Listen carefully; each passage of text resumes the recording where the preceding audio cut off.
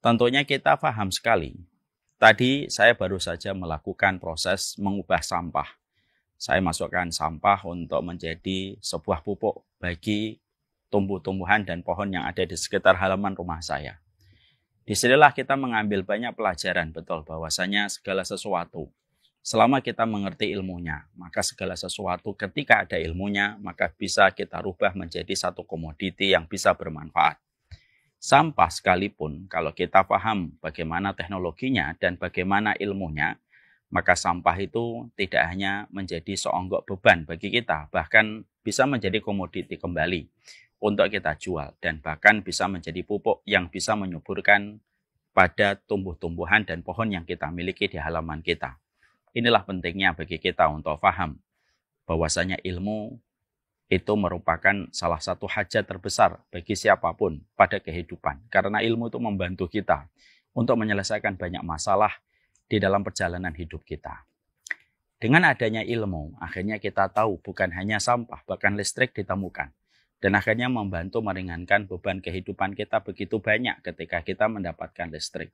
Inilah contoh-contoh sederhana, bahwasanya apapun kalau sudah dilandasi dengan ilmu, maka sesungguhnya beban perjalanan hidup kita menjadi lebih ringan dibandingkan ketika kehidupan kita hanya berjalan tanpa kita mendapatkan ilmu dalam perjalanan kehidupan kita. Dan itulah yang menjadikan kita memahami betul. Kehidupan berkeluarga itu berhajat besar kepada ilmu sebagaimana paru-paru berhajat kepada oksigen. Sekarang kita pada hari yang keempat ini akan mencoba untuk menyampaikan pemaparan materi dan sharing kita, yaitu membahas tentang bagaimana kita memantaskan diri sebelum kita bersanding. Ketika saya akan menyampaikan sebuah tema dan sharing tentang bagaimana memantaskan diri kita sebelum kita bersanding, saya tentunya harus menyampaikan sebuah prolog yang sederhana. Tentunya kalian pasti pernah olahraga. Olahraga kalian beragam dan variatif. Ada yang suka lari, ada yang mungkin suka renang, ada yang suka main futsal, dan lain sebagainya. Tentunya kalau kalian bermain olahraga, entah itu futsal, entah itu lari, salah satu di antara hal yang kalian pasti lakukan dalam proses olahraga itu apa? Kalian itu treatment dulu, kalian pemanasan dulu sebelum mengadakan satu olahraga. Karena apa? Karena memang olahraga tanpa didahului dengan pemanasan biasanya berakibat hal-hal yang tidak diinginkan. Biasanya kaki kita kram. Kaki kita ini kram. Biasanya juga jantung juga kaget ketika langsung ada perubahan signifikan ketika orang tersebut langsung melakukan lari lambat. Dan akhirnya berisiko untuk membuat jantung mendadak atau penyakit jantung itu datang.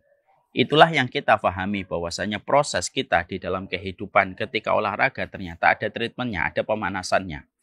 Maka sama pula di dalam proses kita. Ketika hari ini kita menjadi setiap laki-laki dan menjadi setiap perempuan yang siap untuk menikah, maka kita harus memantaskan diri kita dalam banyak hal. Supaya sebelum kita bersanding dan supaya sebelum kita mengucapkan kalimat ijab qabul, saya terima nikahnya dan mas kawinnya, maka kita telah siap mengadakan berbagai macam pemanasan yang telah kita sempurnakan. Supaya ketika pernikahan kita tidak kaget dan tidak ada serangan jantung pada pernikahan kita hanya karena kita tidak memantaskan diri sebelum kita menikah. Jangan ya. Sekali lagi wallahi jangan. Jangan sampai ketika kalian menikah, kalian tidak memantaskan diri kalian, lalu kalian tidak berusaha untuk menyelesaikan tugas-tugas terlebih dahulu sebelum kalian melangsungkan pernikahan, sebelum orang lain itu menjadi bagian dari hidup kalian. Laki-laki sebelum dia mengambil seorang wanita menjadi makmumnya, dia harus menyelesaikan PR pada dirinya. Perempuan sebelum dia menunjuk seorang laki-laki menjadi imam dalam kehidupannya, ya dia harus betul-betul menyelesaikan tugas pada dirinya. Karena ketika tugas pada dirinya belum selesai, lalu sudah bersanding dengan orang lain, maka yang terjadi adalah keributan dan cekcok yang akan menghiasi setiap waktunya karena PR mereka pada kehidupan sehari-hari belum mereka selesaikan. Maka proses memantaskan diri kita itu yang pertama itu adalah bagaimana setiap dari kita ketika merasa sudah dewasa dan sudah siap berusia cukup untuk menikah, maka yang pertama yang penting sekali komponen yang harus kita perhatikan di dalam proses kita ketika akan menikah, yaitu adalah bagaimana kita menyelesaikan muamalah kita dan hubungan kita dengan orang tua kita. Supaya ketika kita di dalam pernikahan, kita tidak membawa satu dendam yang kita simpan pada hati kita ketika kita benci kepada ibu kita benci kepada bapak kita, atas perlakuan yang menurut kita tidak adil berlaku pada kehidupan kita, lalu kita akhirnya menempatkan pernikahan itu menjadi sebuah pelarian dari sebuah rumah ketika kita tidak merasa nyaman. Jangan gitu. Ya. Jangan jadikan pernikahan itu pelarian atas kondisi tidak ideal yang kita jumpai di dalam rumah. Saya tahu, saya menyadari, dan saya doakan kalian dikuatkan. Sebagian dari kalian ada yang pernah mendapati keluarga yang penuh dengan tekanan dan pressure. Mungkin tidak sedikit di antara kalian menjadi keluarga broken home. Walaupun dalam kondisi yang semacam itu, kalian datang dari keluarga broken home, kalian datang dari keluarga yang penuh dengan pressure antara bapak dan ibu kalian, papa dan mama kalian. Bagaimanapun kalau kalian sudah dalam taraf siap untuk menikah, selesaikan dulu. Bagaimana kita dengan orang tua kita dan bagaimana kita meningkatkan kualitas kita dengan mereka. Karena apapun dendam yang kita miliki ketika kita menikah terhadap orang tua tidak akan pernah menjadikan kehidupan kita berkah kecuali satu. Kita meminta ampunan kepada Allah atas apa yang kita lalui. Dan tidak ada orang yang paling layak untuk kita maafkan atas segala sesuatu yang tidak ideal yang kita terima dari mereka kecuali adalah orang tua kita.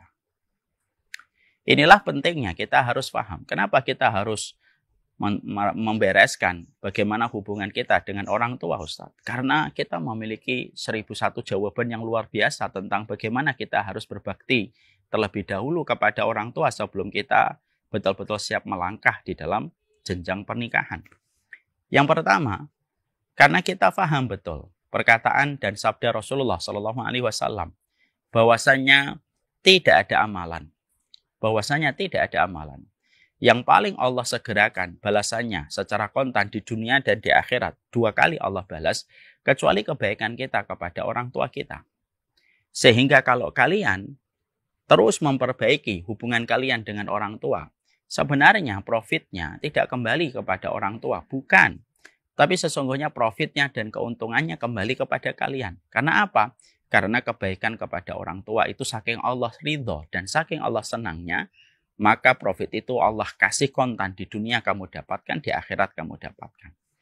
Dan kalau kamu sudah mendapatkan balasan dari Allah atas apa yang kamu lakukan kepada orang tuamu, itu yang akan menjadikan kehidupan keluarga kalian itu menjadi mudah dan berkah. Dan anak-anak kalian pun akan menjadi baik. Makanya kita paham, ini poin yang pertama. Kenapa kita harus merapikan dulu hubungan saya dengan orang tua, Ustadz?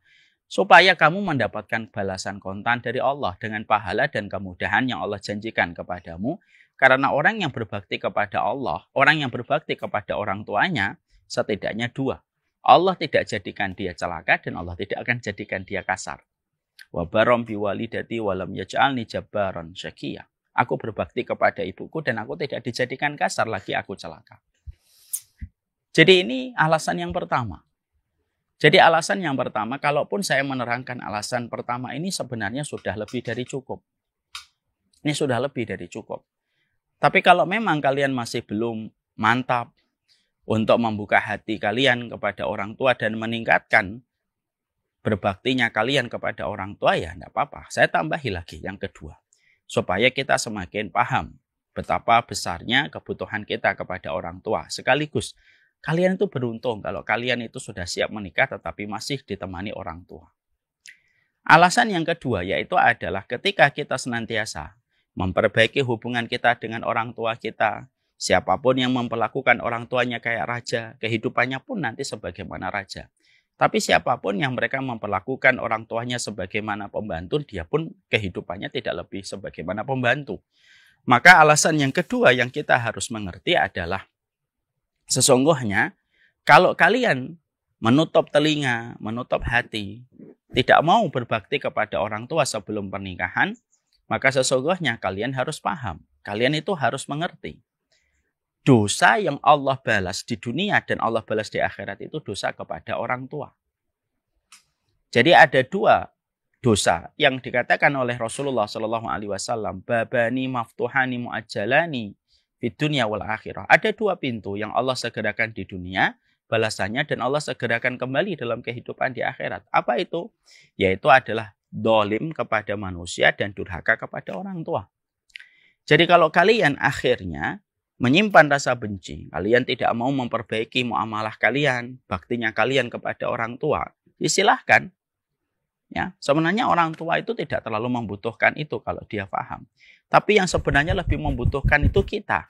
Karena ketika kita memperbaiki kualitas kita, grade kita kepada orang tua kita tambah satu grade, 1 poin, grade 1 poin kita tambah, maka sesungguhnya kita akan mendapatkan poin yang lebih banyak dari apa yang kita dapatkan. Dan kita juga harus paham, kalaupun kita berlaku dosa kepada orang tua kita, ingat ya, dosa kepada orang tua itu dibalas di dunia dan dibalas di akhirat. Kita terkadang menjumpai ada orang yang tampaknya pintar, tampaknya memiliki banyak keistimewaan yang ada pada dirinya. Tapi hidupnya berantakan terus, masalah demi masalah silih berganti. Menimpa kepada dirinya dan menyapa pada hidupnya. Kenapa? Kalau dibedah satu persatu nanti kita akan jumpai ternyata benang merahnya bisa jadi karena memang mereka tidak memuliakan orang tua mereka. Sehingga ketika mereka tidak memuliakan orang tua mereka, akhirnya berantakan seluruh kehidupan yang mereka jalani ketika mereka tidak memuliakan orang tua mereka. Janganlah nak, jangan sampai kita membenci orang tua kita. Dosa itu dibalas di dunia, dibalas di akhirat. Mungkin ada di antara kita yang berkata, orang tua saya begini dan orang tua saya begitu. Tidak pernah menjadi alasan untuk membenarkan sikap kita. Kalaupun mereka berbuat dolim kepada kita, pada kehidupan kita ketika dididik sama mereka, biarlah mereka nanti yang mendapatkan jawab. Biarlah mereka nanti mendapatkan balasan di sisi Allah kalau memang kemarahanmu memuncak. Tapi kebaikanmu tetap harus kamu berikan kepada mereka. Bahkan kalaupun orang tua kita pada kondisi kafir, naudzubillahi min dzalik, itu pun kita tetap disuruh berbuat baik kepada mereka walaupun mereka kufur kepada Allah pemilik alam semesta. Tetapi justru pemilik alam semesta menyuruh kita berbuat baik kepada mereka walaupun orang tua itu kafir, mengkufuri Allah sebagai pemilik alam semesta. Lihat Allah saja ketika dikufuri, Allah nyuruh anaknya supaya tetap berbuat baik kepada anaknya walaupun orang tuanya kufur. Karena Allah tahu tidak ada sesuatu yang paling mahal kecuali adalah apa yang telah diberikan seorang ibu dan bapak kepada anak. Saya sudah sering mengatakan tidak ada air susu yang paling mahal kecuali susunya seorang ibu. Dan tidak ada keringat yang paling mahal kecuali keringatnya seorang bapak. Kalaupun mereka terkadang tidak sesuai dengan apa yang menjadi harapan kita, mungkin karena mereka juga banyak masalah. Ternyata masalah itu harus mereka selesaikan, tetapi mereka tidak menyampaikan kepada kalian. Kalian taunya orang tua kalian begini, tanpa kalian sadari dan tanpa kalian punya empati. Ternyata orang tua kalian itu sedang struggling, sedang bertahan dengan banyak hal yang mereka tutupi supaya kita itu tidak bersedih dan akhirnya kita merasa ada yang kurang. Jangan gitu. Kalian menginginkan sekolah, orang tua kalian ternyata tidak bisa mensekolahkan. Mungkin dia sudah nangis di pinggir jalan ketika mereka menyadari tidak bisa nyekolahkan kalian. Kamu ingin untuk beli motor, orang tuamu tidak membelikan motor. Bukan karena mereka tidak membelikan motor, tapi mereka sudah berusaha nyari pinjaman, tapi mereka tidak dapat pinjaman untuk membelikan kamu motor. Sudahlah, jangan melihat dunia dari perspektif kalian. Coba ada sekali-kali kalian itu melihat dunia itu dari perspektif yang luas, yaitu perspektifnya orang tua. Banyak orang tua, saya ini orang tua. Kita ini berusaha untuk memberikan yang terbaik. Kadang kita rela melakukan apa saja supaya kita bisa mempersiapkan yang terbaik untuk anak kita. Cuma masalahnya tidak setiap orang tua itu langsung diberikan kemudahan. Kalau saya mungkin ada kemudahan dan segala puji bagi Allah, tapi banyak orang tua yang mereka tidak mudah mendapatkan kemudahan pada hidupnya, yang itu berakibat mereka tidak bisa memenuhi apa yang menjadi kemauan kalian. Sudahlah, mari kita bangun pada kehidupan. Memang kehidupan itu berjalannya, cara mainnya itu begini. Jangan kita anggap bahwasanya kehidupan dunia itu berjalan sesuai kemauan kita. Dan maaf ya, jangan suka membandingkan orang tua kita dengan orang tua tetangga kita, orang tua kita dengan orang tua sahabat kita. Setiap orang membawa problematika dan kompleksitas masalah yang beda-beda. Dan alangkah dolimnya kita kalau kita suka membandingkan orang tua kita dengan orang tua orang lain. Yang memang tidak selayaknya kita melakukan perbuatan itu. Sebagaimana kalian kalau nanti menjadi orang tua, kalian tidak ingin dibandingkan dengan siapapun. Jadi tetaplah kita, ayo kita perbaiki dulu hubungan dengan orang tua.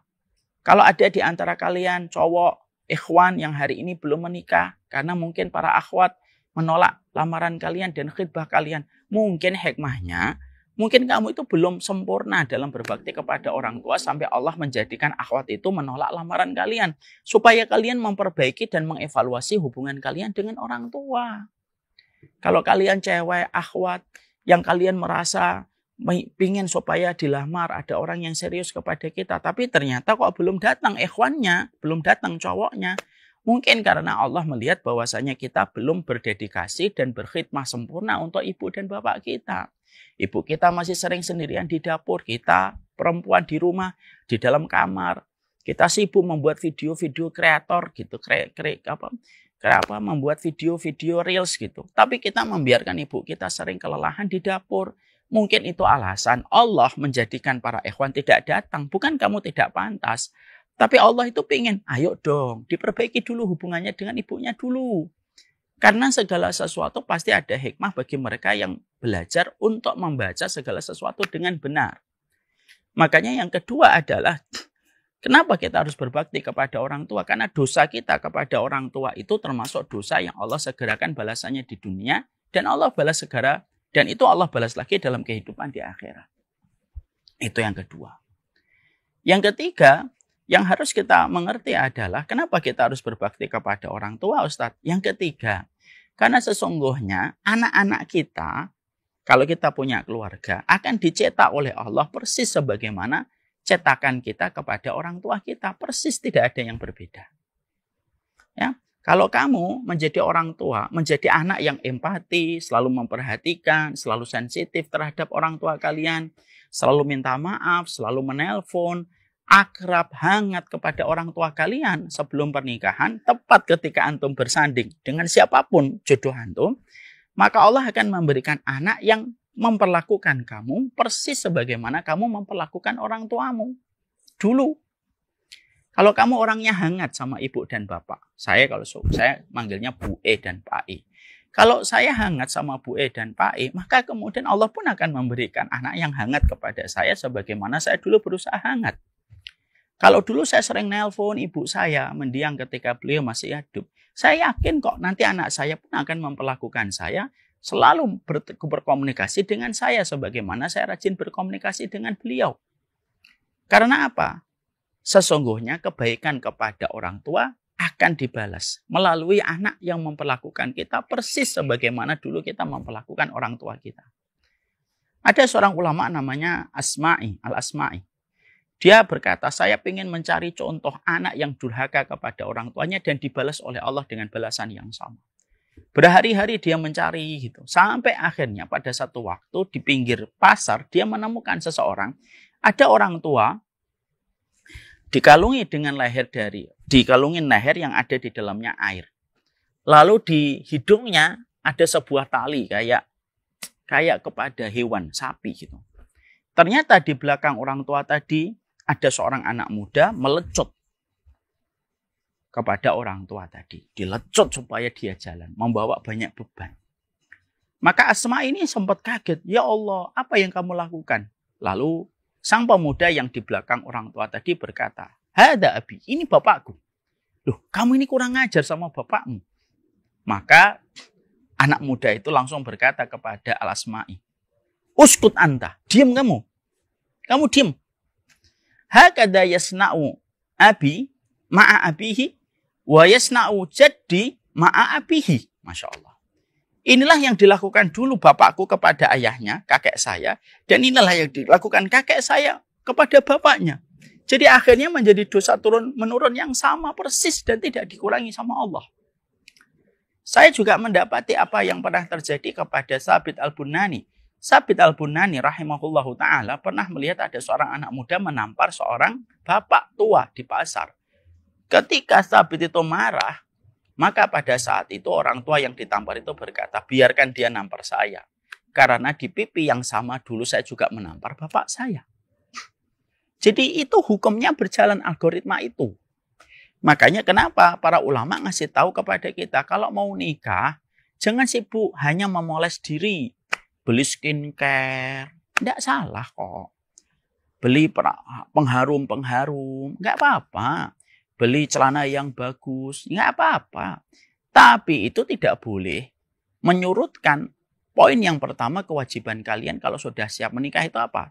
Perbaiki dulu sama ibumu, perbaiki dulu kepada bapakmu secara maksimal.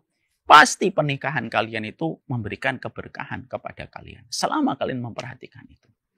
Banyak perempuan itu ketika menikah, lalu akhirnya apa? Lalu akhirnya yang menjadi perhatian dia itu hanya cowoknya. Dan cowoknya itu ketika mau menikah, ketika jatuh cinta, yang menjadi perhatian itu hanya ceweknya. Inilah dampak buruk pacarannya. Seorang mahasiswi mati bunuh diri gara-gara masalah pinjol. Tapi yang membuat kita sedih itu apa? Dia mengirimkan surat kepada cowoknya sebelum mati bunuh diri. Lah bapaknya yang nyekolahin.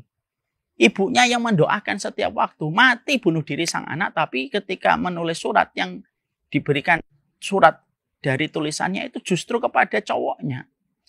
Inilah dampak-dampak kejelekan.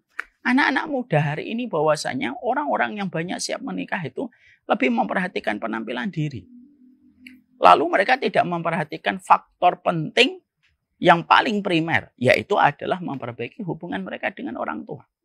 Makanya saya selalu bilang kepada para santri itu, kalau mereka dapat rezeki, kirim, transfer. Kamu belikan daster kah? Kamu belikan mungkin kopiah kah? Mungkin kamu belikan baju kah kepada orang tua kalian. Kenapa? Ya karena itu yang akan dibalikkan sama Allah dengan kondisi yang jauh lebih besar dari apa yang kita berikan untuk mereka. Demi Allah itu. Saya pernah melihat ada teman yang begitu luar biasa, pintar dengan segala keistimewaan, tapi hidupnya bisa biasa aja. Ya mungkin karena dia selalu merasa benar ketika dia tidak dekat dengan orang tuanya. Padahal tidaklah seseorang jauh dari orang tuanya kecuali Allah yang akan membuat kehidupannya menjadi sulit dan penuh dengan masalah. Ketika mereka itu melalaikan salah satu hal primer pada kehidupan. Makanya kalau saya punya perusahaan, saya standarnya kalau saya memiliki satu perusahaan itu apa? Standarnya saya adalah saya akan lihat bagaimana hubungan dia dengan orang tua. Karena itu penting sekali. Kalau hari ini kan terkenal tuh bagian HRD ada satu video yang viral. Kalau saya menerima calon karyawan itu salah satunya saya lihat bagaimana sosmednya. Kalau saya enggak, yang saya lihat tuh gimana hubungan dia dengan orang tua. Karena begitulah sejatinya bagaimana kita memperlakukan orang tua kita. Jadi begitu ya, kalau kita dalam kondisi memantaskan diri, karena semua itu perlu pemanasan, maka kita yang pertama, yang perlu kita pantaskan di dalam proses kita sebelum kita melangkahkan kaki di dalam pernikahan, pastikan pernikahan kita adalah pernikahan ketika kita sudah memuliakan orang tua kita. Kalau kita merasa semua standar sudah kita berikan kepada orang tua sesuai dengan kepatutan kita, sesuai dengan kemampuan kita, maka insya Allah pernikahan kalian akan jauh lebih berkah. Mari kita tutup dengan kisah nyata Uwais Al-Qarni. Uwais Al-Qarni itu seorang pemuda. Yang sangat luar biasa dari Uwais Al-Qarni adalah beliau pernah menjumpai ibunya mengatakan kepada Uwais, ibu pengen haji nak. Padahal ibunya tinggal di kota Yaman. Jarak antara Yaman dengan kota Mekah sejarak 1119 km. Saya ulang kembali, 1119 km. Ibunya dalam kondisi lumpuh dan tidak bisa berjalan secara normal dan harus digendong kalau dia bepergian jauh. Maka ketika Uwais Al-Qarni mendengar permintaan dari sang ibu, Uwais Al-Qarni tidak menolak dan mengatakan, sudahlah bu, ibu sudah lumpuh, tidak usah haji. Allah pasti memaafkan. Tidak. Maka ketika ibunya baru saja mengatakan, saya ingin haji nak, maka Uwais Al-Qarni beliau membeli seekor sapi. Sapi dibeli, anaknya terus ada satu bukit, dia berlatih ke atas, ke bawah, ke atas, ke bawah. Anak sapi itu setiap hari semakin besar, bobotnya semakin berat. Dan akhirnya otot masanya Uwais Al-Qarni semakin terbentuk. Setelah memasuki bulan akhir, bulan Dzulqa'dah, akhirnya Uwais Al-Qarni berkata kepada ibunya, bu, Insya Allah yuk kita berangkat yuk. Kita melaksanakan haji. Digendong itu ibunya. Tanpa paman, tanpa adik, tanpa kakak. Seorang diri. Dari Yaman sampai ke kota Mekah 1119 km. Itu ibaratnya kayak Jakarta, Kudus. Jakarta lagi itu 1000. Ya, dan itu harus dilakukan 2 kali. Dari Yaman ke Mekah, dari Mekah ke Yaman. Berarti totalnya hampir 2300 km. Digendong melewati malam yang dingin, melewati siang yang terik sekali. Kan kalian tahu kalau di bulan Dzulqa'dah itu cuaca di daerah Mekah dan Madinah itu panasnya berkali-kali lipat. Maka Masya Allah. Dan itulah yang akhirnya terjadi kepada Uwais Al-Qarni. Apa yang Allah berikan kepada Uwais Al-Qarni? Bukan hanya keluarga ya, tapi yang sangat kita lihat adalah doanya Uwais Al-Qarni tidak pernah tertolak di sisi Allah. Kalau doanya saja tidak tertolak, apalagi kualitas keluarganya. Nah inilah yang menjadikan kita paham. 3 alasan ini sudah cukup. Mewakili puluhan pertanyaan. Kenapa kita harus memuliakan orang tua kita dulu? Karena maaf ya, hari ini pelajaran ini tidak masuk ke materi kuliah. Materi kuliah mungkin di arsitektur, teknik sipil, tidak pernah membahas kalian sukses nanti dalam pekerjaan ketika berbakti kepada orang tua. Tidak masuk kurikulum. Kita juga jarang mendapati ada seorang dosen tanya, gimana kehidupan kalian sama orang tua? Sudah nelpon nggak sama orang tuanya? Saya yakin juga belum banyak dosen yang mengingatkan para mahasiswanya untuk itu. Maka perbaikilah. Disinilah cikal kebaikan kalian dan disinilah cikal keburukan kalian kalau kalian tidak memperhatikan.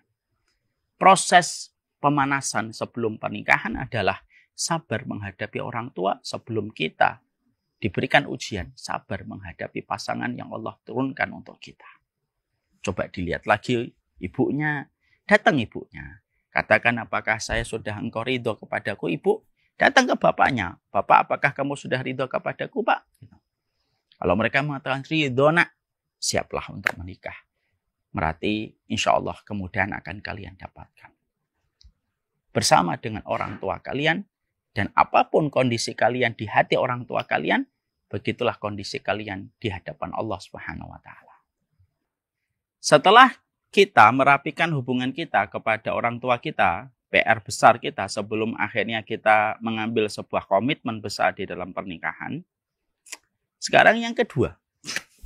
Yang kedua itu adalah, sebelum saya sampaikan kisahnya, saya sampaikan kepada kalian sebuah ilustrasi untuk menjadi sebuah analogi. Wah, jatuh itu. Maka ilustrasinya dalam sebuah analogi yang sederhana. Kalau kalian tiba-tiba dapat hadiah baju baru. Ini hadiah, ini baju baru. Baju baru, khusus untuk syuting. Apa yang kalian lakukan kalau kalian akan memakai baju baru? Supaya maksimal baju baru itu memberikan kesan yang berbeda setelah kita memakai baju baru. Yang kita lakukan itu adalah kita mandi, kita bebersih. Kita bersihkan badan kita dari dekil dan kotoran. Lalu kita memakai baju. Di situ kita memahami betul. Setelah akhirnya kita memakai, setelah kita bersih, kita mandi, kita membersihkan dekil dan kotoran, kita baru memakai baju. Itu menerangkan kepada kita tentang sebuah hal yang besar. Kalaulah kita memakai baju yang baru saja, kita harus mandi supaya kita bersih dari kotoran, supaya maksimal memberikan kesan kita memakai baju yang baru. Sama proses kita di dalam pernikahan. Maka di antara PR yang kedua, sebelum kita bersanding, kita memantaskan diri kita, maka sesungguhnya proses kita memantaskan diri kita yang kedua itu adalah bagaimana ketika kita akan melangsungkan pernikahan, memastikan bahwasanya pekerjaan, profesi yang mendapatkan rezeki untuk kita, maka itu betul-betul pekerjaan dan profesi yang betul-betul halal dan tidak tercampur pada sesuatu yang haram. Anak muda hari ini karena tren motivasi masalah bisnis itu begitu menjamur di mana-mana, akhirnya mereka tidak lagi peduli tentang halal. Yang penting cuan. Makanya sampai terkenal sekali kata yang penting cuan. Kata-kata yang penting cuan itu diksi yang bisa menjadi racun. Akhirnya kita banyak menjumpai seorang laki-laki, seorang cowok, karena beban menikah itu menghabiskan biaya yang besar. Akhirnya apa? yang mereka mati-matian untuk mendapatkan uang, mengumpulkan rezeki, mengumpulkan profit, tidak peduli halal ataupun haram, tanpa mereka sadari bahwasanya semua yang mereka kumpulkan itu ternyata adalah termasuk pada kategori syubhat, dan itu akan merusak betul. Saya katakan kepada kalian, ya, bahwasanya tidaklah harta yang haram itu pasti meminta tumbal. Dan tumbalnya itu bisa jadi adalah keluarga yang kita miliki nanti. Karena apa? Karena harta haram itu jahat dan kejahatannya itu meminta korban. Maka berapa banyak keluarga yang asalnya baik-baik saja, tapi asalnya akhirnya masuk itu yang haram, akhirnya itu menjadi rusak keluarga itu. Disebabkan karena yang haram. Ini ada kisah nyata. Saya sampaikan kisah nyata. Based on true story. Dari kondisi hari ini. Ada seorang laki-laki baik. Laki-lakinya ini baik. Beliau memiliki satu bisnis. Maka bisnisnya sudah berjalan. Dan alhamdulillah beliau punya keluarga, punya anak. Tinggal di selatan Jakarta. Asalnya kehidupan keluarganya itu baik-baik saja. Beliau mengelola bisnisnya ketika belum ngaji. Dan memang modalnya didapatkan dari hasil pinjam riba atau pinjam bunga. Di satu instansi lah, keuangan. Maka ketika beliau mengelola bisnisnya, dia baru tahu kalau ternyata itu riba itu haram. Dan akhirnya dia betul-betul bertekad, saya harus berhenti dari riba. Pinjaman ini harus segera saya sempurnakan. Ternyata bisnisnya lancar dan akhirnya beliau bisa membayar hutang jauh sebelum temponya. Lalu akhirnya dianggap oleh pihak lembaga keuangan itu ini customer atau nasabah yang betul-betul profesional dan memiliki track record yang baik. Maka beliau sudah berkomitmen, saya tidak lagi mau pakai uang riba. Tapi lembaga keuangan yang meminjamkan kepada beliau uang, itu melihat ini customer yang menguntungkan ini. Akhirnya dia didatangin kembali. Ayo Pak, kami sediakan pinjaman yang lebih besar Pak. Bunganya lebih lunak Pak. Bapak bisa eksplor bisnisnya menjadi lebih besar dan ekspansi bisnisnya menjadi lebih banyak. Asalnya dia mengatakan, enggak Mas, saya enggak mau, saya udah tahu itu hukumnya enggak boleh gitu. Tapi enggak apa-apa kok Pak, ini bunganya jauh lebih lunak dan jauh lebih ringan daripada pinjaman Bapak yang pertama. Ini karena kebijakan di kantor kami, karena Bapak ini customer yang betul-betul profesional, akhirnya kami memprioritaskan Bapak menjadi customer yang prioritas. Intinya berulang-ulang digoda dan akhirnya tergoda. Akhirnya beliau ngambil kembali riba dengan catatan bunga lebih ringan dan jatuh tempo yang lebih panjang dan komitmen pembayaran yang lebih lunak. Diterima lagi. Akhirnya dari bisnis baju dia membuka bisnis-bisnis yang lainnya. Tapi ternyata ketika membuka bisnis yang lainnya berjalan 1 bulan, 2 bulan, 3 bulan, 4 bulan, ternyata usaha-usaha yang beliau buka ketika beliau ekspansi tidak sesuai harapan. Satu persatu gugur dan akhirnya tutup. Bukan hanya usaha yang baru yang tutup, usaha lama yang beliau telah geluti sekian tahun itu pun terkena biasnya dan terkena imbasnya. Dan akhirnya bisnis utamanya pun hancur berantakan. Akhirnya keluarga ini mengalami turbulensi yang luar biasa. Akhirnya hampir aja keluarga ini ambruk gitu. Tiba-tiba terjadilah apa yang tidak pernah diduga. Sang istri meminta pisah dari suaminya. Pisahlah dia dari suaminya. Pisah dia dari suaminya. Lalu akhirnya dia berpisah dari suaminya dan akhirnya menetap di satu kota. Saya ketemu dengan ikhwannya ini. Masya Allah, ikhwannya baik sekali. Cowoknya ini baik. Lalu cowoknya itu bilang kepada saya. Ini mungkin salah satunya karena riba yang saya makan Ustaz. Karena saya sudah tahu hukumnya riba tetapi masih nekat untuk mengambil riba kembali setelah saya tahu riba itu diperangi sama Allah dan Rasul. Ini merupakan sebuah kisah yang sejatinya kisah ini memberikan kepada kita sebuah insight gitu loh. Kalau kalian para cewek atau para akhwat, kalian senang kepada seseorang laki-laki yang kalian lihat bukan hanya hubungannya dia dengan orang tua. Profesinya apa? Pekerjaannya apa? Bersentuhan nggak dengan sesuatu yang diharamkan oleh para ulama? Kalau kalian seorang laki-laki, kalian ingin menikah, tapi kalian belum selesai bagaimana komitmen kalian untuk menjaga dari harta yang haram, masih menggampangkan untuk mengambil harta-harta yang syubhat dan harta-harta yang haram atas nama cuan, maaf akhi, tumbalnya nanti bukan hanya ke kamu, tapi tumbalnya nanti kepada anak kamu dan istri kamu. Yang kasihan itu mereka. Kenapa? Ngambil harta haram itu sama kayak datang ke pesugihan. Kalau datang ke pesugihan, ada korban yang harus kita berikan sebagai tumbal. Maka datang kepada harta yang haram itu ada korban yang harus dikorbankan. Yaitu adalah berbagai macam ketenangan yang kita peroleh dalam kehidupan. Makanya proses memantaskan diri sebelum kita bersanding, setelah kita memperbaiki hubungan kita sama orang tua itu apa? Membersihkan diri kita. Baju yang baru tidak akan maksimal memberikan keren pada diri kita kalau kita tidak rajin mandi. Antum pakai baju mahal misalkan. Ya, apalah mereknya lah, Gucci ataupun yang lainnya. Tapi kalian tidak pernah mandi, maka kalian tidak akan pernah merasakan bahwasanya baju itu menghiasi kalian. Kenapa? Kalian nggak pernah mandi kok. Maka itulah yang harus kita bereskan dulu. Dan kita harus berangkat dari sebuah keyakinan. Ingat, akhi, harta yang haram itu tidak mendekatkan rezeki, sebagaimana harta yang halal itu tidak pernah menjauhkan rezeki kalau kita yakin. Dan itu menambah keyakinan kita bahwasanya perkara yang harus dimaksimalkan sebelum menikah itu memastikan bahwasanya dia telah berusaha untuk membersihkan harta yang dia ambil untuk dia berikan kepada keluarganya. Ada sebuah kisah yang bagus. Ada seorang ulama besar namanya Qadhi Abi Bakar. Namanya Qadhi Abu Bakar. Beliau pada satu waktu berada di kota Mekah dan beliau itu terkena kemiskinan. Sehingga akhirnya beliau tidak mendapati rezeki yang cukup untuk makan. Sampai akhirnya beliau mau pingsan. Tiba-tiba di perjalanan Mekah itu tiba-tiba dia menemukan satu kantong. Yang kantong itu dari kain sutra dan talinya pun tali sutra. Di dalamnya itu kayak ada mutiara yang sangat mahal. Ketika didapatkan Qadhi Abu Bakar, dibuka dan dia kaget. Di dalamnya mutiara-mutiara yang sangat mahal harganya. Satu sisi di hatinya berkata, ambil Abu Bakar. Rezeki ini kamu kan sudah miskin. Kamu akan cukup sampai berapa puluh tahun kalau kamu mengambil harta ini.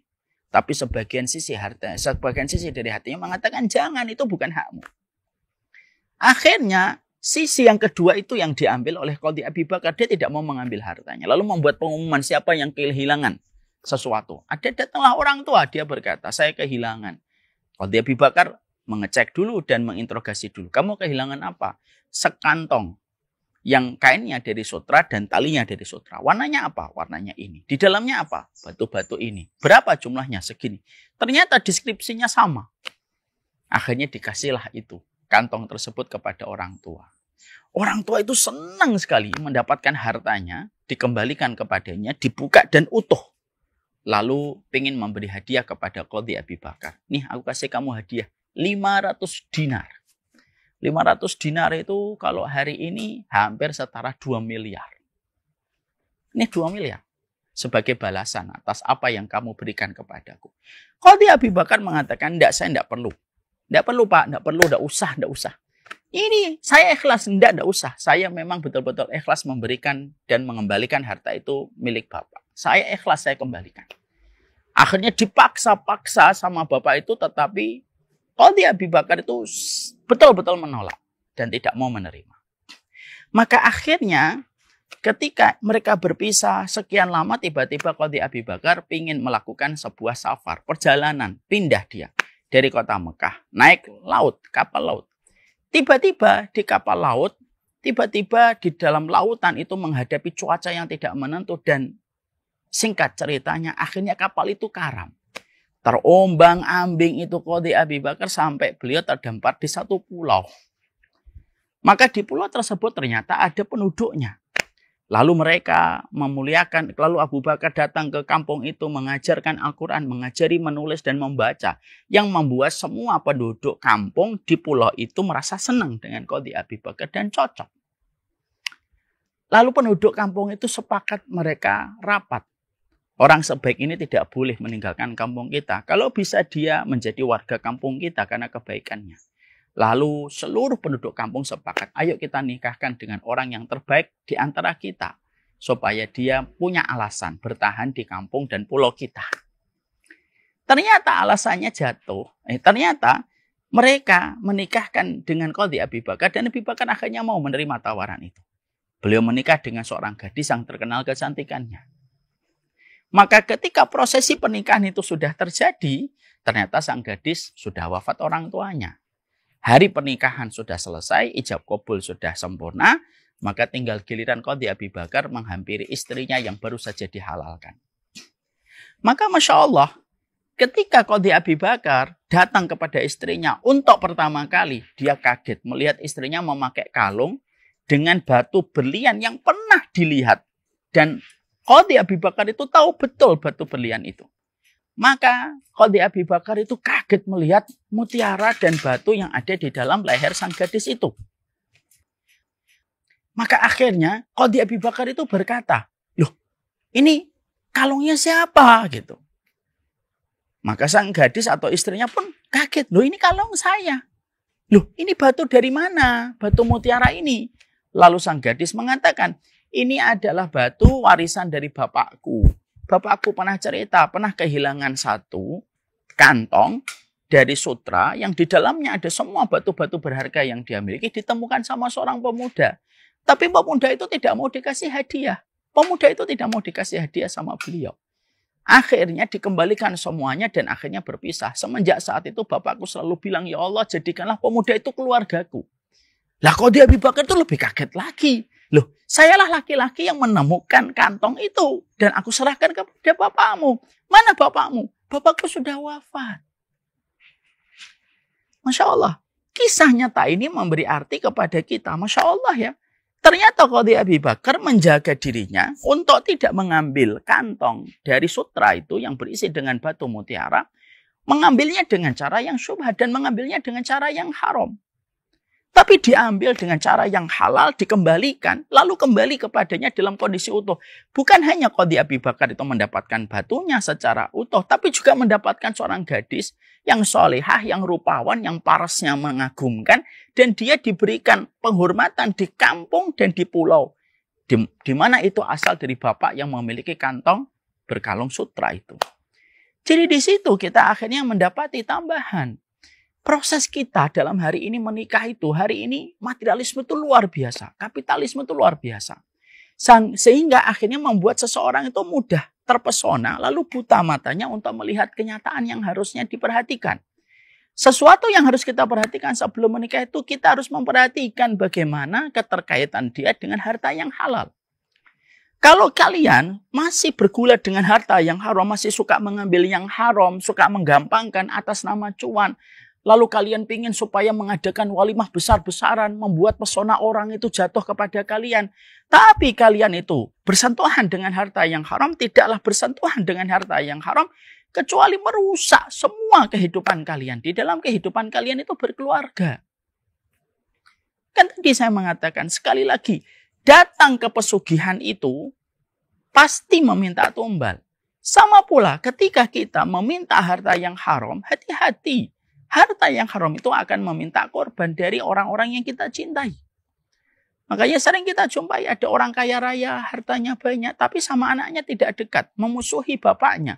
Dan sederet masalah-masalah yang tidak pernah kita duga. Dan itu terjadi. Ada anak ketika dia makan harta yang haram, akhirnya apa? Membuat masalah pada keluarganya. Kisah yang baru saja viral di Indonesia 1 tahun yang lalu, tentang seorang anak yang hampir membunuh anak yang lain, akhirnya tersingkap apa yang dilakukan orang tuanya, akhirnya orang tuanya mengalami banyak kesulitan dan banyak masalah. Itulah sebabnya bahwasanya bersentuhan dengan harta yang haram itu, walaupun hari ini kamu tertawa, harta yang haram itu walaupun hari ini kamu tertawa, kamu bangga atas pencapaian harta dan finansial yang kamu miliki, kamu harus ingat, itu tidak akan pernah bawa kebaikan untuk keluarga yang kalian nanti miliki. Al-qalil minal halal yubaraku fiha. Yang sedikit tapi halal itu memberikan berkah. Wal katsirul haramu yudhibul barakah wa yamhaquhu. Adapun banyak tapi tidak halal ataupun haram, itulah yang meninggalkan keberkahan dan itulah yang menghapuskan keberkahan pada harta kalian. Sudahlah. Jangan ngejar status kalau mau nikah, harus kaya dulu. Enggak lah. Kalian juga jangan menjadi seorang perempuan yang gampang sekali terpesona dengan seorang ikhwan yang karena dia kaya raya. Janganlah. Hiduplah sesuai dengan kemampuan kita. Kalau memang diberikan kemampuan untuk itu, silahkan. Tapi kalau memang belum diberikan kemampuan untuk itu, yang sedikit berkah itu jauh lebih baik daripada yang berlimpah tetapi penuh dengan syubhat dan haram. Laki-laki yang eksklusif itu bukan laki-laki yang biasa ngikutin yang trending, dia kaya ikut kaya, bisnis ikut cuan. Enggak, laki-laki yang trending itu, laki-laki yang berkualitas itu apa? Dia tidak pasaran. Dia tahu apa kualitas dirinya diletakkan pada harta halal yang dia peroleh. Dan perempuan yang mahal itu adalah perempuan yang tidak mudah dibeli dengan harta yang tidak ketahuan dari mana hartanya. Tapi perempuan yang berharga itu adalah perempuan yang tahu akhiratnya akan hilang kalau dia berdampingan dengan orang yang belum halal hartanya. Di sini kita paham. Memantaskan diri yang kedua. Jagalah diri kita, pasangan kita, dan calon kita dari harta yang haram. Karena itu sejatinya merusak pada kehidupan keluarga yang kalian nanti akan bina. Sekarang kita menuju kepada sharing kita yang ketiga hari ini. Saya akan menyampaikan sebuah perumpamaan dan ilustrasi. Kalian pasti pernah bercermin. Iyalah, nggak usah dijawab. Kita semua pasti pernah bercermin. Apa yang kita jumpai ketika kita bercermin? Diri kita ada di depan cermin yang ada di dalamnya. Kalau kita pakai baju coklat, ya, yang ada di cermin itu juga baju coklat. Kalau kita pakai baju biru, yang di dalam cermin pun baju biru. Kalau kita jerawat satu di tengah pipi kita, yang di dalam cermin pun sama, ada jerawat di tengah pipinya. Kita harusnya paham bahwasanya ternyata jodoh itu dalam beberapa kasus, dan sebagian besar itu adalah cermin pada diri kita sendiri. Karena apa yang kita lakukan itu biasanya adalah cermin jodoh yang Allah akan berikan kepada kita. Tidak salah kalau sering kita mendapatkan bahwasanya seorang dokter, maka jodohnya adalah dokter. Seorang guru biasanya juga jodohnya seorang guru. Karena memang pada dasarnya ada sebuah kaidah yang kita harus paham di dalam dunia pernikahan. Kadang-kadang jodoh kita itu adalah cermin diri kita sendiri. Inilah pula yang menjadikan kita harus mengerti. Dalam seluruh usaha kita dan ikhtiar kita untuk menjemput jodoh kita, maka yang terkadang salah kita lakukan dan prioritasnya itu kurang benar, yaitu adalah kita mentargetkan target yang tinggi dan muluk-muluk. Tetapi ternyata kita tidak pernah berikhtiar yang terbaik untuk memperbaiki diri kita terlebih dahulu. Tetapi target kita sudah jauh melampaui apa yang kita lakukan pada diri kita sendiri. Salah kalau kayak gitu. Kenapa itu adalah sebuah kesalahan? Ya karena sesungguhnya jangan kita mengharapkan yang di dalam cermin itu akan bersih kalau diri kita memang ada jerawatnya. Jangan mengharapkan yang di dalam cermin itu putih kalau diri kita aja hitam. Karena memang pada dasarnya memang jodoh memang disetting terkadang dengan contoh yang semacam itu dan sesimpel itu. Supaya memberi arti kepada kita bahwasanya jodoh itu bukan masalah target yang kamu tetapkan. Bahwasanya jodoh itu bukan masalah kriteria yang kamu inginkan, tetapi jodoh itu tentang bagaimana dirimu mengupgrade dan bagaimana dirimu meningkatkan kualitas pada hidupmu. Ini yang penting untuk kita paham. Makanya saya akan berikan sebuah kisah nyata. Ada seorang perempuan bersama dengan ibunya. Dia merupakan gadis penjual susu. Maka pada satu malam ketika Umar bin Khattab sedang keliling untuk meneliti dan melihat kondisi setiap para warganya yang ada di kota Madinah, maka Umar bin Khattab itu mendengar suara obrolan seorang ibu dengan putrinya, yang ternyata ini merupakan putri seorang penjual susu dengan ibunya. Di dalam obrolan itu, maka sang ibu mengatakan, "Nak, kalau kita jualan air susu murni, maka kita sedikit untungnya. Cobalah tambahkanlah air supaya untung kita itu berlipat lebih besar untuk menopang kehidupan kita sehari-hari." Maka pada saat itu sang putri mengatakan kepada sang ibu tercinta, "Ibu, kalau kita mencampur dengan air kita akan menjadi dosa. Dan kita khawatir ketahuan sama Umar bin Khattab kalau melakukan perbuatan itu." Lalu sang ibu langsung menyanggah. Ya Umar tuh nggak tahu. Padahal di dinding luar rumah itu Umar bin Khattab sedang mendengar percakapan mereka berdua. Ketika sang ibu mengatakan, Umar bin Khattab nggak akan tahu perbuatan kita. Terlalu banyak yang diurusin sama Umar. Bukan hanya urusan air susu.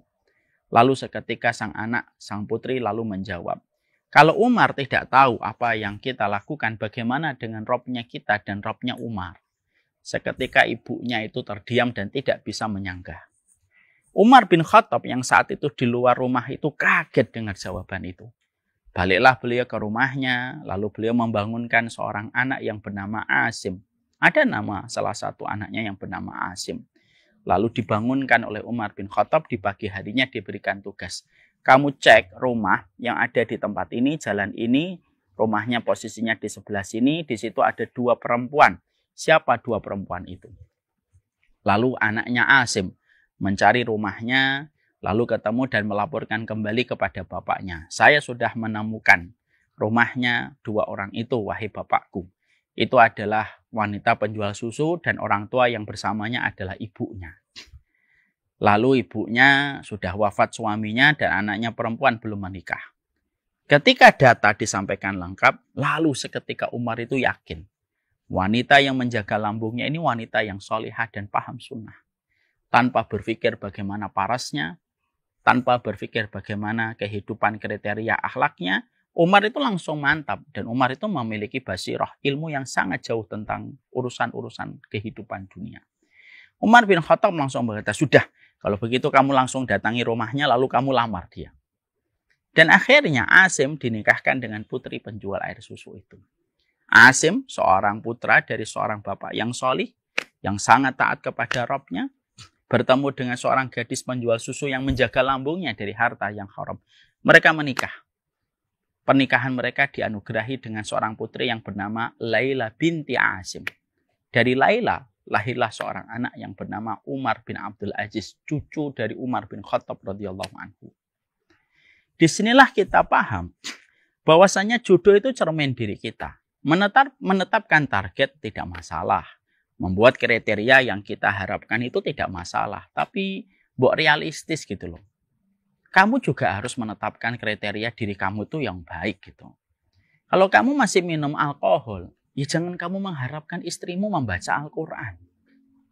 Kalau dirimu masih makan riba, ya jangan harapkan dirimu itu mereka dari orang yang paham sunnah. Karena apa? Keduanya tidak akan pernah berjumpa sebagaimana minyak tidak akan berjumpa dengan air.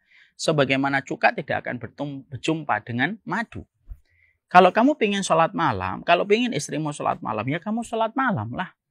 Kalau kamu ingin supaya kehidupan kamu disiplin dengan kebaikan, ya kamu mulai dengan disiplin diri kamu dengan kebaikan. Karena apa? Jodoh itu cerminan pada diri kita. Sambilkan ilustrasi yang gampang. Pakaian bersih itu dikumpulkan dengan pakaian bersih. Tidak ada namanya pakaian kotor dikumpulkan dengan pakaian bersih. Pasti marah yang di dalam rumah. Ada pakaian kotor dipakai 2 hari, masuk ke rumah, dimasukkan lemari, dikumpulkan dengan pakaian bersih. Ibu kita pasti marah-marah. Kamu tuh gimana sih nak? Ini pakaian kotor, kamu pakai 2 hari penuh keringat kok kamu masukkan ke lemari. Kan pakaian bersih jadi kotor. Sebagaimana piring yang kotor akan dikumpulkan dengan piring kotor. Dan tidak mungkin piring bersih dikumpulkan dengan piring kotor. Itu analogi sederhana. Kalaulah pakaian bersih akan dikumpulkan dengan pakaian bersih. Pakaian kotor akan dikumpulkan dengan pakaian kotor. Cucian bersih akan dikumpulkan dengan cucian bersih. Dan yang kotor akan dikumpulkan dengan yang kotor. Itu sama kayak kita. Kalau kita ingin dikumpulkan dengan sesuatu yang baik, mulai dari kita kebaikannya. Karena kadang-kadang jodoh itu sebagaimana benda dengan bayangan. Bayangan itu adalah jodoh kita. Benda itu diri kita. Kalau bendanya bengkok, maka bayangannya pun bengkok. Tapi kalau bendanya lurus, bayangan pun menjadi lurus. Dan kadang-kadang jodoh itu ilustrasinya supaya kita paham. Jodoh itu ya diri kita. Jodoh itu diri kita. Kalau kamu ingin kamu memiliki seorang istri atau seorang suami yang pemaaf, ya mulailah kamu gampang memaafkan. Kalau kamu ingin bahwasanya istrimu, suamimu adalah orang yang senang datang ke kajian ilmu, ya kamu nikmati kalau kamu datang ke kajian ilmu. Kalau kamu ingin bahwasanya istrimu adalah orang yang berbakti kepada ibu dan bapakmu, maka kamu juga berbakti kepada ibu dan bapakmu. Simple kok. As simple as that algoritma pada kehidupan manusia. Jadi di situ akhirnya kita memahami proses memantaskan diri sebelum kita bersanding bukan proses seberapa tinggi kita menempatkan target.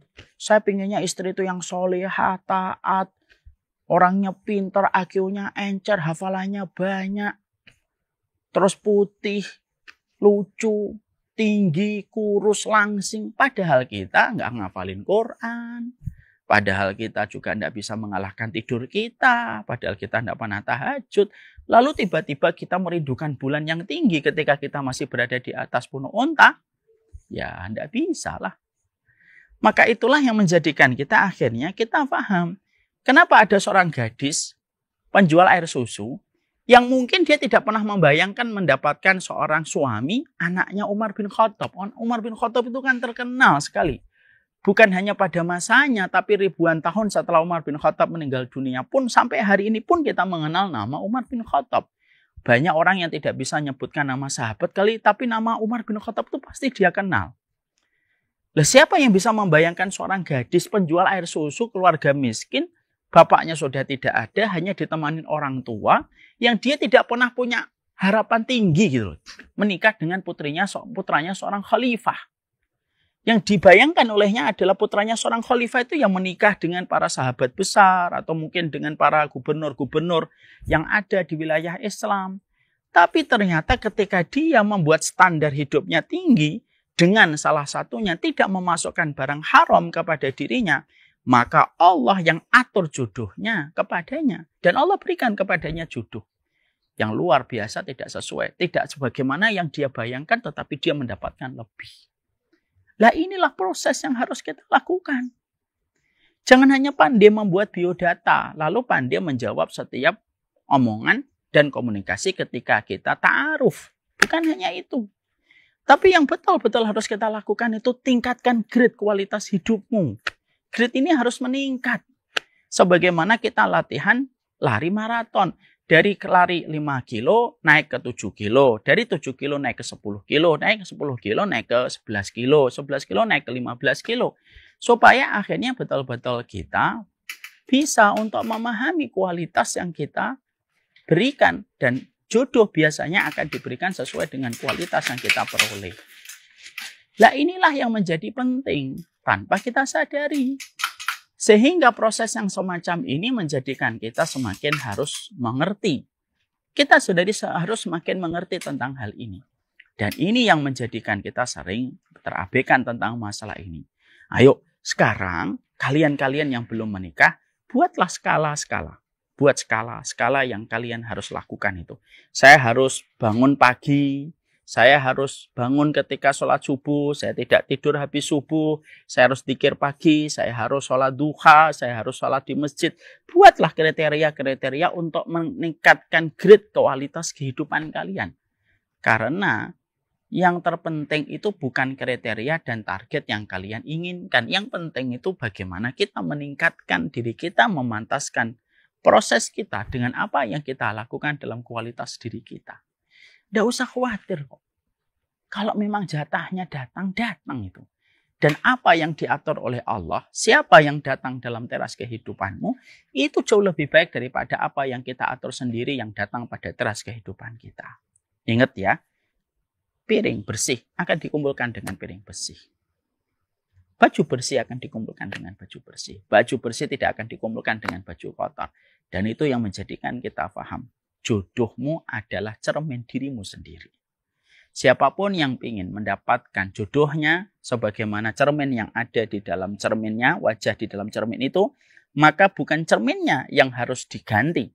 Tapi kita yang harus betul-betul memperhatikan diri kita karena yang terpantul di cermin persis dengan apa yang berdiri di depan cermin itu. Ayo kita evaluasi lagi jalan hidup kita.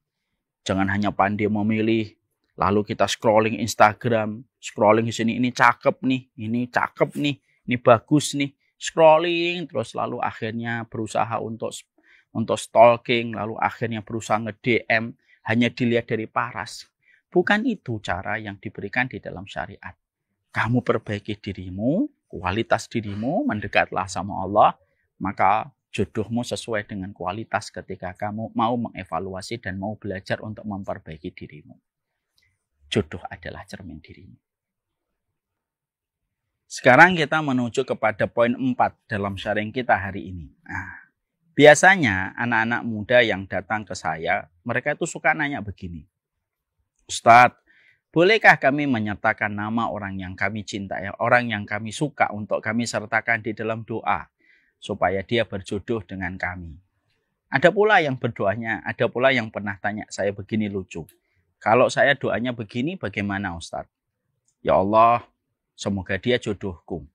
Kalau dia bukan jodohku, jadikanlah jodohku, jodohnya dia adalah diriku. Kalau ternyata dia akan berjodoh dengan orang lain, maka gantikanlah orang lain itu menjadi aku. Apakah itu termasuk memaksa doa, Ustadz? Sekarang mari kita coba bicarakan. Kita tentunya paham bahwasanya kalau sudah bicara tentang doa, maka doa itu merupakan senjata bagi orang yang beriman.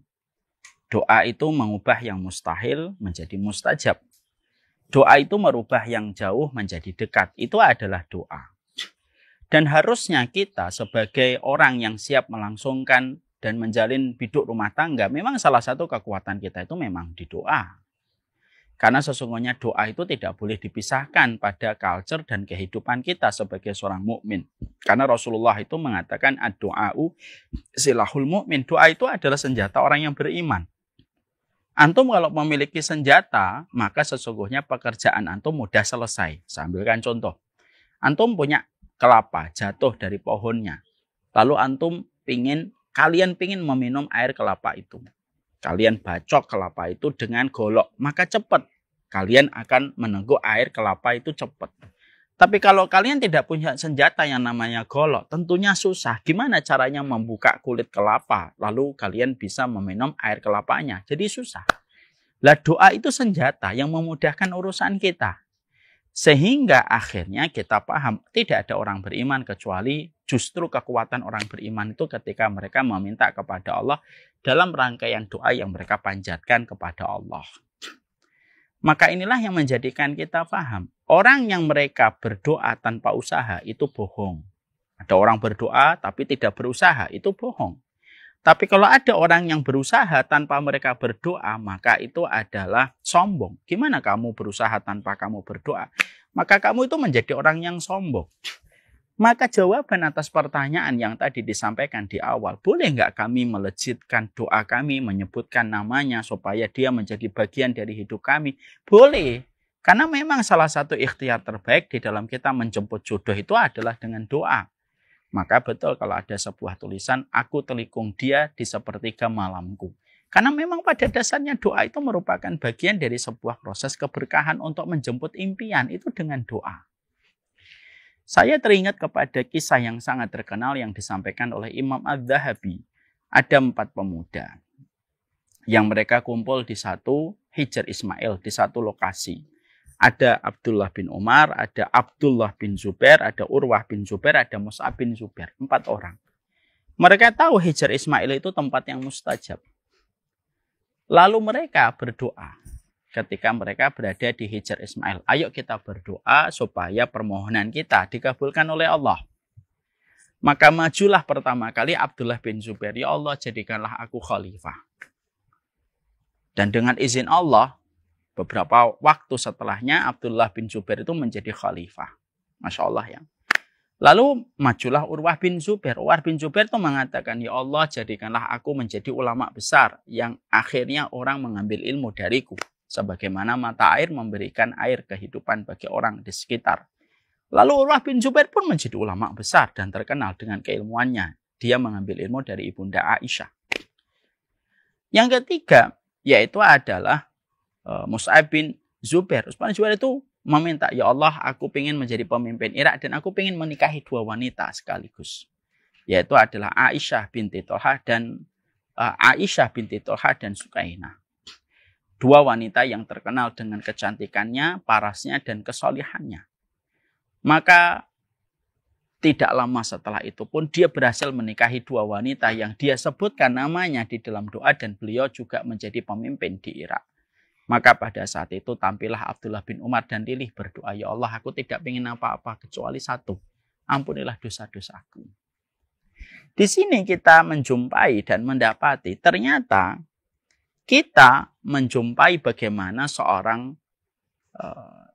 Mus'ab bin Zubair itu berdoa. Dia menyebutkan nama. Dia sebutkan nama wanita yang dia cintai, wanita yang dia ingin untuk menjadi istri mereka, istri dia, dan nama itu disebutkan.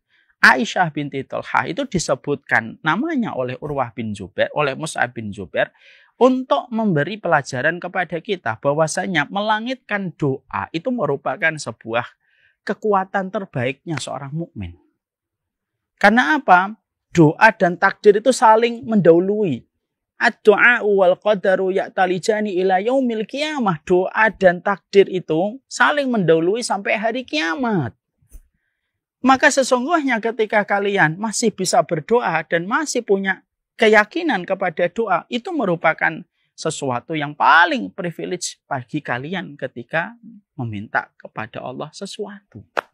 Sehingga akhirnya itu yang menjadikan kalian harus paham bahwasanya melejitkan doa itu merupakan sebuah keberkahan besar pada kehidupan kita, yang harusnya dengan itulah kita yakin kepada Allah.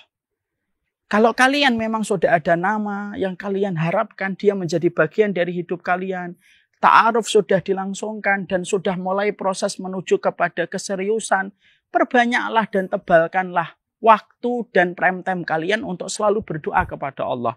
Di waktu sujud, di waktu sepertiga malam, ketika berbuka puasa, pada puasa-puasa yang kalian kerjakan, tebalkanlah doa kalian dan perbanyaklah langit untuk meminta nama yang kalian inginkan. Hasan al-Basri itu berkata di dalam perkataannya, orang yang rajin mengetuk pintu adalah orang yang paling besar dibukakan pintu untuknya kalau dia rajin mengetuk pintu. Kalau saya masuk rumah satu kali mengetuk pintu, mungkin penghuni rumahnya tidak membukakan pintu karena dia tidak mendengar ketika saya baru mengetuk satu kali. Tapi kalau saya ketuk terus-terusan, maka penghuni rumah akan membukakan pintu. Berdoa itu proses kita mengetuk pintu langit supaya nama orang yang kita inginkan itu Allah hadirkan untuk kita.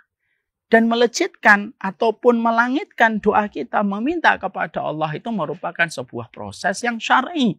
Dan itulah senjatanya orang beriman.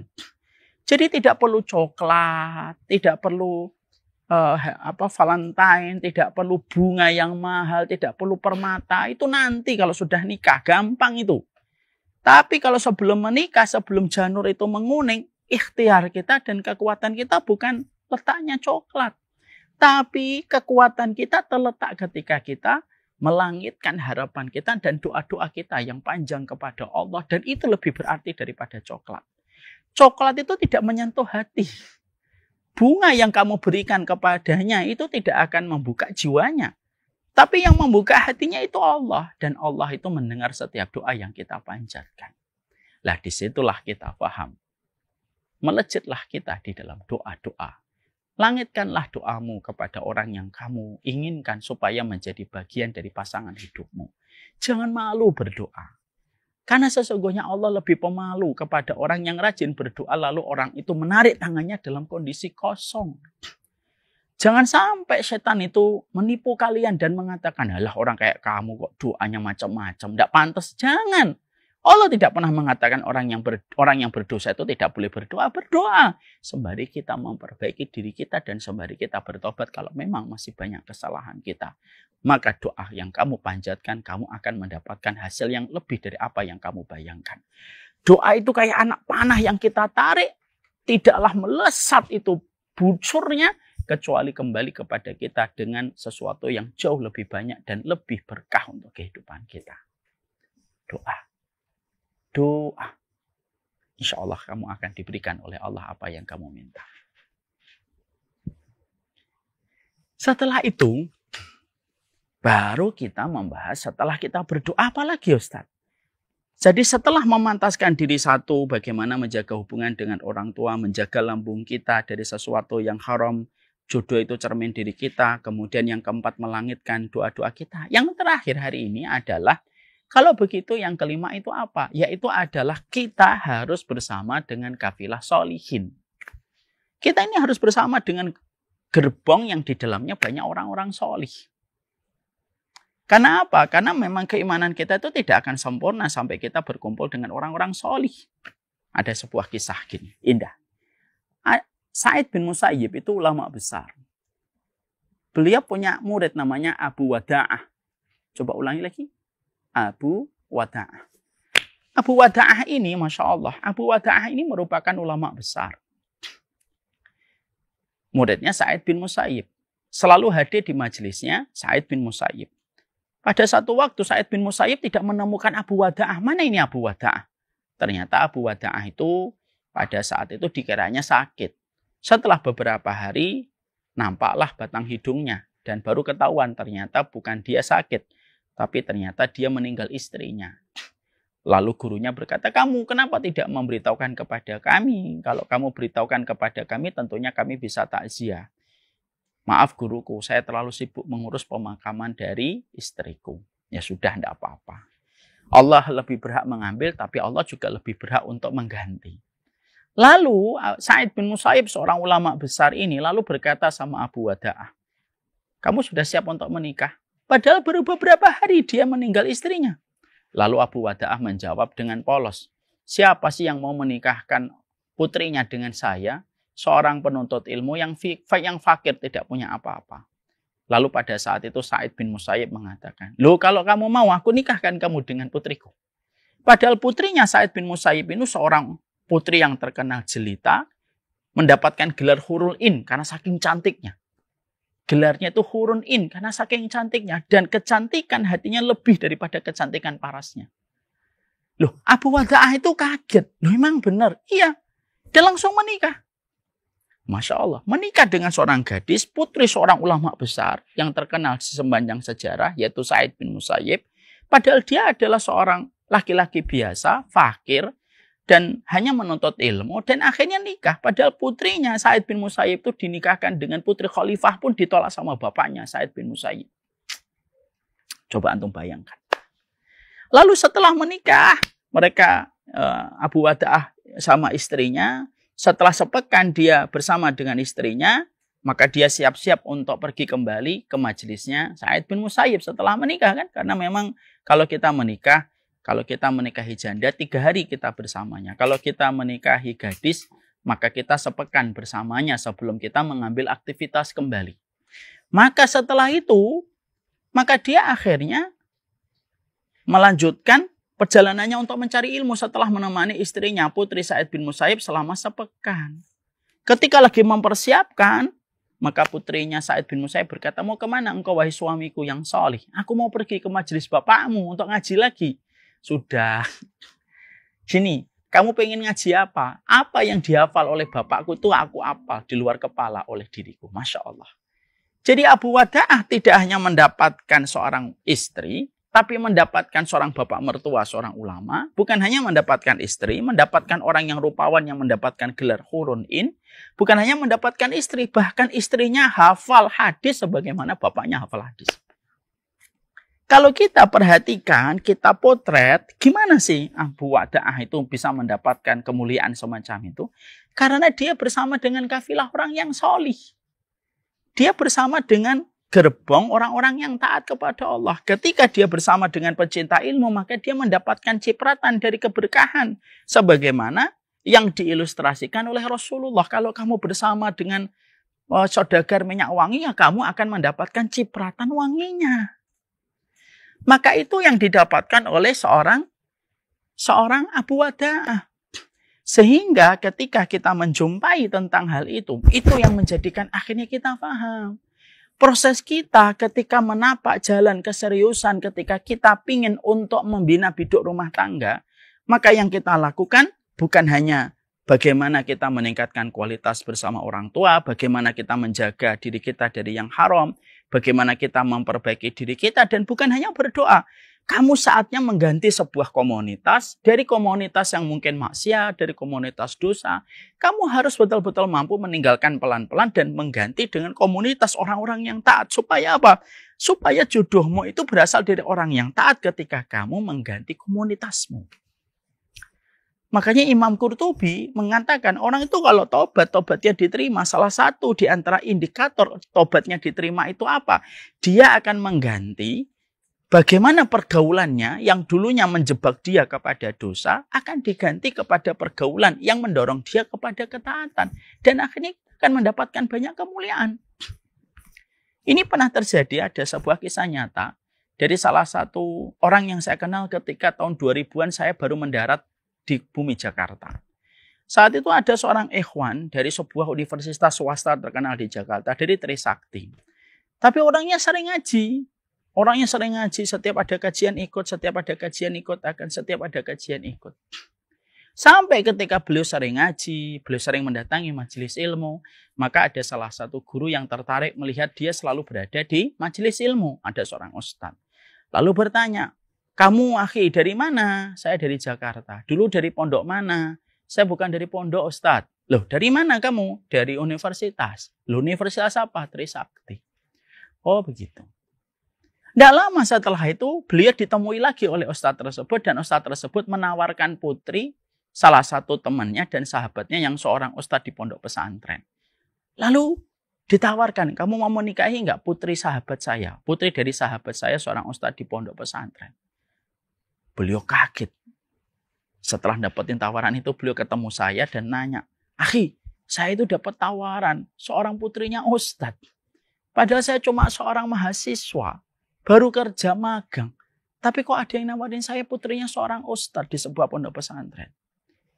Akhirnya dengan izin Allah, mereka menikah. Dan mereka menikah sampai sekarang berarti sudah 20 tahunan lebih. Karena sekarang sudah 23 kan. Saya itu dapat kisah itu sekitar tahun awal 2000-an. Berarti sudah 23 tahun mereka itu menikah dan sampai sekarang itu berkah. Apa yang kita jumpai dan kita dapatkan dari kisahnya Abu Wada'ah, kisahnya teman saya yang dulu dari Universitas Trisakti, itu memberi kepada kita bahwasanya sesuatu yang tidak pernah merugi itu kalau kamu kumpul sama orang solih. Makanya kalau seorang akhwat, seorang yang solih, nanti frekuensi ketaatan kamu akan mempertemukan kamu dengan orang-orang yang taat.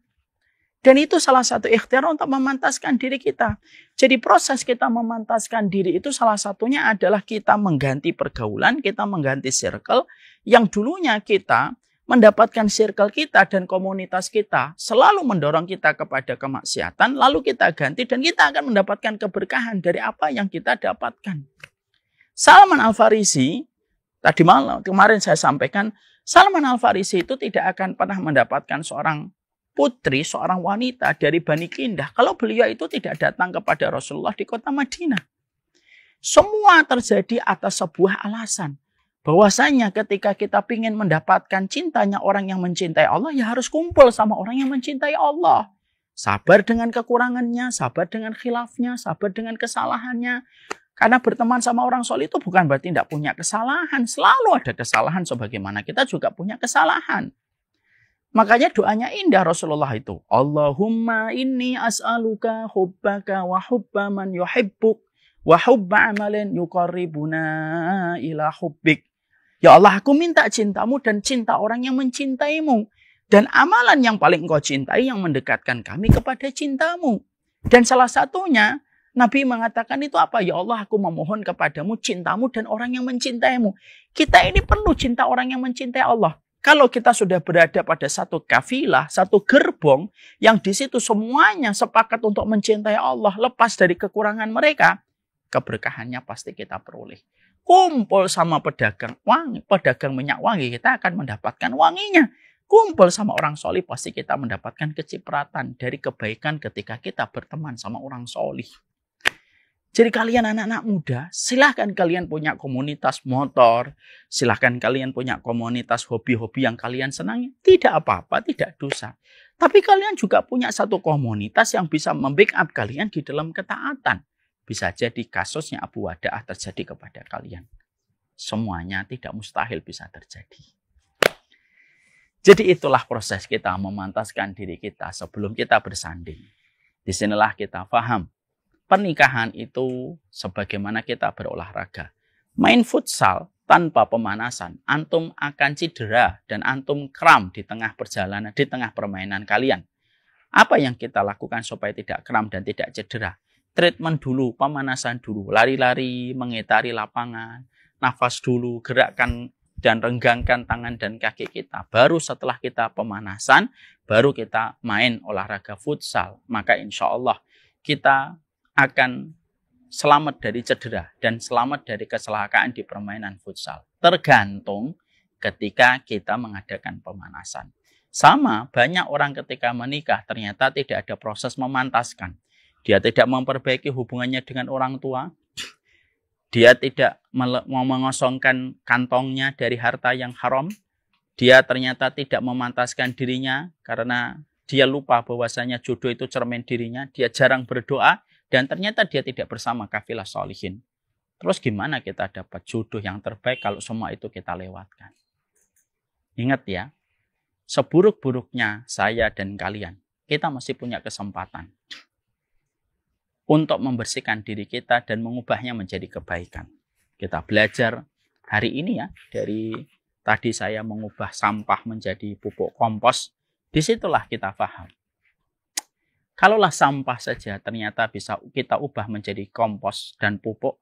Dan sampah itu pun kalau kita punya ilmunya dan teknologinya, sampah itu bisa kita ubah menjadi komoditi barang yang bisa kita jual.